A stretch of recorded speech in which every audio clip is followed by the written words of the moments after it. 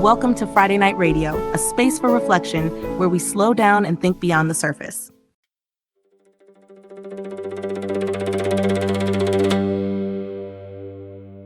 Today, we're going to a country that I honestly didn't know much about before researching it, Kazakhstan.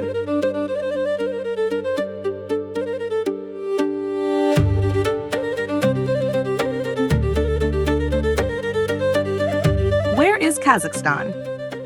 Kazakhstan is in Central Asia, right between Europe and Asia. It shares a very long border with Russia to the north, China to the east, and several other Central Asian countries to the south. And here's the first thing that surprised me. Kazakhstan is huge. It's the 9th largest country in the world, covering about 2.7 million square kilometers. But despite being enormous, it has only around 21 million people. Geographically, Kazakhstan is a fascinating country.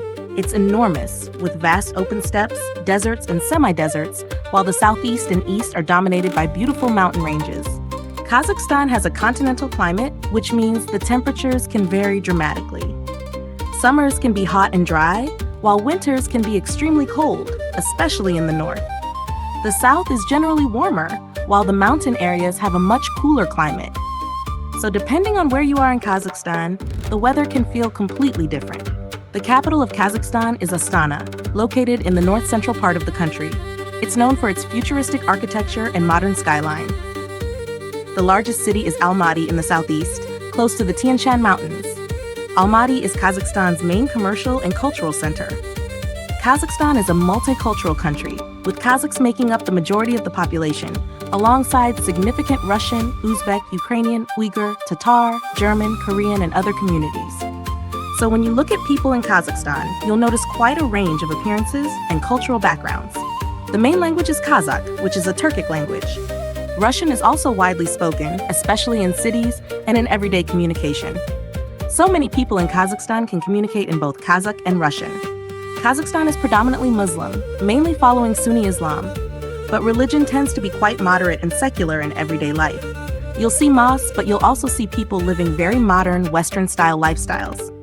Religious practice can vary considerably from person to person. Kazakhstan has a strong nomadic heritage.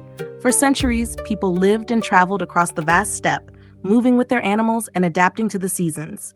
That history is still an important part of Kazakh culture today. The yurt, traditional music, clothing, and hospitality all reflect this nomadic past.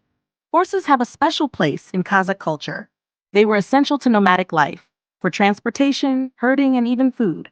Horse riding is still an important cultural tradition today, and you can still see traditional horse games and riders, especially during cultural celebrations. Kazakh cuisine is also closely connected to its nomadic heritage.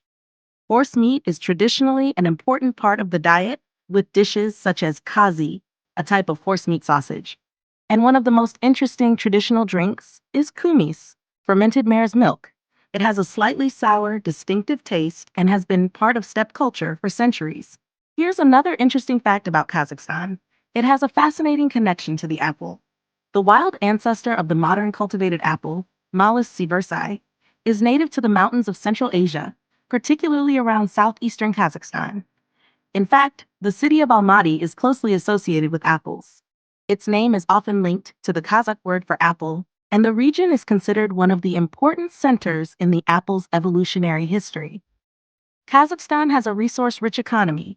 Oil and natural gas are major industries, while the country is also an important producer of uranium and has significant reserves of minerals such as copper and other metals.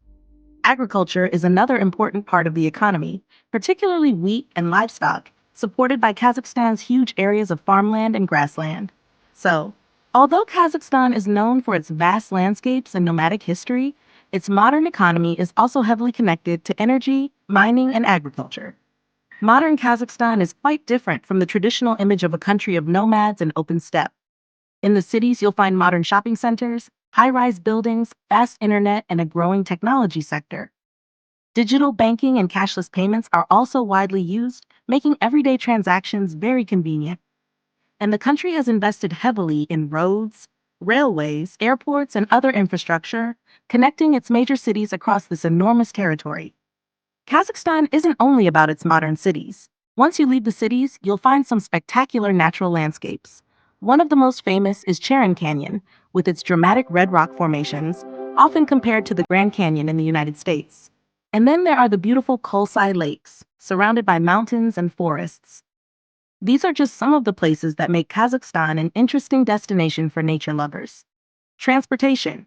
Kazakhstan is so large that trains are an important way to travel between major cities. There are more than 16,000 kilometers of railway, and overnight trains are particularly useful for long journeys.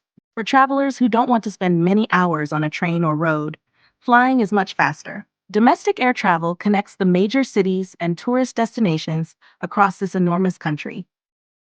In the first half of 2026, Kazakhstan's airlines carried about 7.4 million passengers. Road travel is another important option, especially for reaching places outside the major cities.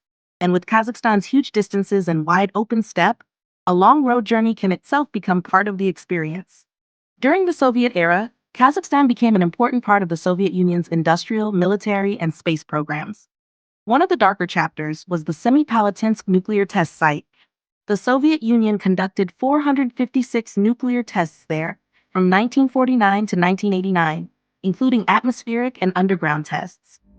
The area was exposed to radioactive contamination, and surrounding communities experienced significant health and environmental consequences. So I called it a dark chapter because it was a painful part of Kazakhstan's history. But Kazakhstan was also at the center of one of the most remarkable achievements of the space age. The Baikonur Cosmodrome was the launch site for Sputnik in 1957, and in 1961, Yuri Gagarin became the first human to travel into space, launching from Baikonur. So Kazakhstan has an unusual history, from Soviet nuclear testing on one side to launching humanity into space on the other. What surprised me most is how much Kazakhstan has gone through, from its ancient nomadic history to the Soviet era, nuclear testing and the space race, and now to a modern, independent country. Would you be interested in visiting Kazakhstan?